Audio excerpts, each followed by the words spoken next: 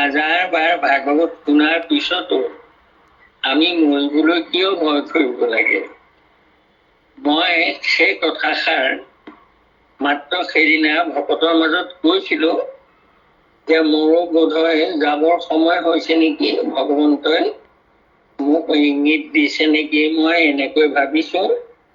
গতিকে মই তেওঁক প্ৰাৰ্থনা কৰিছোঁ, মই যাবলৈ প্ৰস্তুত। তোমাৰ ওচৰতে নহয়, কিন্তু এই ভকতৰ মাজতে যাতে মই আকৌ পুনৰ জন্ম লওঁ আৰু লৈ মই ভকতক সেৱা কৰি থাকিব পাৰোঁ, তোমাৰ সেৱা কৰি থাকিব পাৰোঁ, মই এইটো আশাহে কৰিছোঁ। মই মৃত্যুলৈ ভয় নকৰোঁ।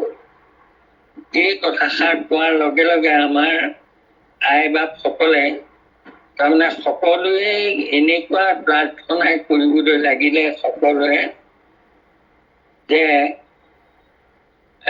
পিছত তাৰমানে মই গম পালোগৈ মোৰ যিটো অসুখটো ডাঙৰেই আছিলে, কিন্তু সেই ডাঙৰ অসুখটো এজন ডাক্তৰে পাই মোক একেবাৰে নগণ্য বুলি ক'লে, এইটো আপুনি চিন্তাই কৰিব নালাগে, একো নহয় দেউতা, আপুনি সুন্দৰকৈ আপোনাৰ এইখিনি হেৰি হ'ব আৰু আপুনি ভয় নকৰিব। মই বোলো মই ভয় মানে মৰিবলৈ মই ভয় নকৰোঁৱেই, কিন্তু তথাপিতো ভকতসকলৰ লগত থাকি ভাল পাওঁ। যদি আৰু ভকতৰ সেৱা কৰিবলগীয়া আছে তেন্তে মই থাকিম, আৰু ভগৱন্তৰ যদি ৰাখে থাকিম। গতিকে এই বুলি যেনিবা ডাক্তৰো ভকত যিজনে মোক এই কথাখিনি কৈছে। গতিকে মই আপোনালোক সকলোকে কৈছোঁ সেই কথাটোৱেই যে আমি কোনো নমৰোঁ, আমাৰ দেহটোহে মৰে। গতিকে এই গতিশীল জগত এইখন আমি সকলোৱে যাবই লাগিব, আৰু জাতস্যহীত জন্মৰ পিছত চিৰন্তন সত্য সেইটোৱেই, আৰু জাতস্যহীত ধ্ৰুৱং মৃত্যু। গতিকে আমি এই কথাটো প্ৰমাণ হৈছে যে যেতিয়া আমি ঈশ্বৰৰ সুদৃঢ় বিশ্বাস কৰোঁ, ভক্তি কৰোঁ, ভগৱন্তই তেতিয়া মৃত্যুমুখীজনকো তাৰমানে ৰাখি দিয়ে ভকতৰ আহ্বানত। গতিকে আপোনাৰ খবৰ আহ্বান ভগৱন্তই শুনিছে বোধহয়, আৰু সেইকাৰণে মোক লাহে লাহে আৰোগ্যৰ পথলৈ আনিছে।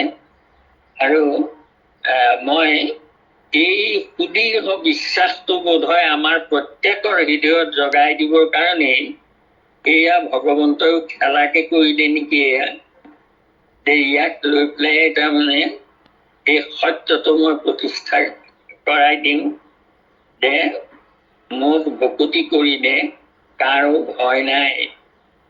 গতিকে মৃত্যু মুখৰ পৰাও তেওঁ তাৰমানে আমাক ৰাখি দিব পাৰে, যেনেকে গজেন্দ্ৰক ৰাখি দিলে। গতিকে গ্ৰাহে ধৰিছিলে, তাল গ্ৰাহে তাৰমানে বোধহয় ধৰিছিলে মোক। গতিকে আপোনালোকৰ প্ৰাৰ্থনা শুনিলে, মোৰ প্ৰাৰ্থনা শুনিলে, আৰু ভগৱন্তই নিজে আমাক তাৰমানে ৰাখি দিলে, এইটো পৰম সত্য কথা। আৰু সেই গজেন্দ্ৰৰ যুদ্ধৰ কথাটো মনত পেলাই দিছে। গতিকে আপোনালোকে সকলোৱে এই কথাটো সুদৃঢ় বিশ্বাস কৰক, ভগৱন্তক বিশ্বাস ৰাখক, তেওঁৰ ভকতি কৰক, সঁচা অৰ্থত ভকতি কৰক। লোকক দেখুৱাই পেলাই তাৰমানে ভকতি কৰিব নালাগে, নিজৰ কাৰণে কৰক, ভকতিটো নিজৰ কাৰণে কৰক, আৰু নিজৰ কাৰণে কৰোঁতেই লগতে 10জনৰ তাৰমানে কল্যাণ হয়।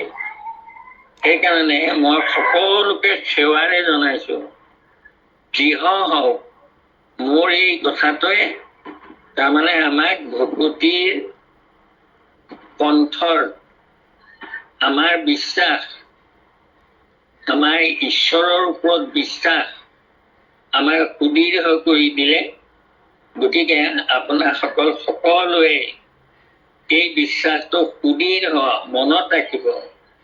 আমি সত্য সত্য কৰি শৰণ লৈছিলো আৰু গোসাঁয়েও আমাক শপত খাই খাই কৈছিলে কথাটো। ব্যাসদেৱেও শপত খাই পেলাই আমাক ক'লে। গতিকে ভগৱন্তই নিজে ভকতক শপত খাই কোৱা কথাবোৰ আমি যদি সুদৃঢ় বিশ্বাসে ৰক্ষা কৰোঁ, তেন্তে আমাক আমি ক'ত আছো, কি কৰি আছো ভগৱন্তই জানে। এতিয়া আমি ক'ত আছো, এই যে আমি ইয়াত আছো, এই কথাটো ভগৱন্তই জানে। আমি কিন্তু নাজানো ভগৱন্ত ক'ত আছে। কাৰণ ভগৱন্ত আমাৰ প্ৰত্যেকৰ হৃদয়তে আছে আৰু তেওঁ দেখি আছে আমাৰ এই কাৰ্যখিনি। গতিকে সেইকাৰণে সকলোৱে সুদৃঢ় বিশ্বাস ৰক্ষা কৰক।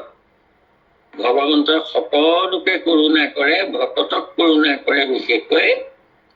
গতিকে ভগৱন্তৰ ওচৰত বিশ্বাস ৰাখক।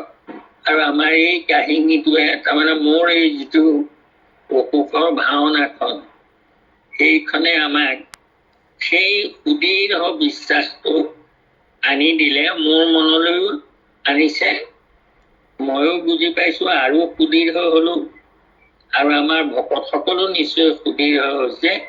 মই এই দুআষাৰকে কৈ আপোনালোক সমস্তলৈকে মোৰ ভক্তিভৰা আশীৰ্বাদ লাগি নিবেদন কৰিলো। কৃষ্ণ মাধৱ মাধৱ মাধৱ কৃষ্ণ।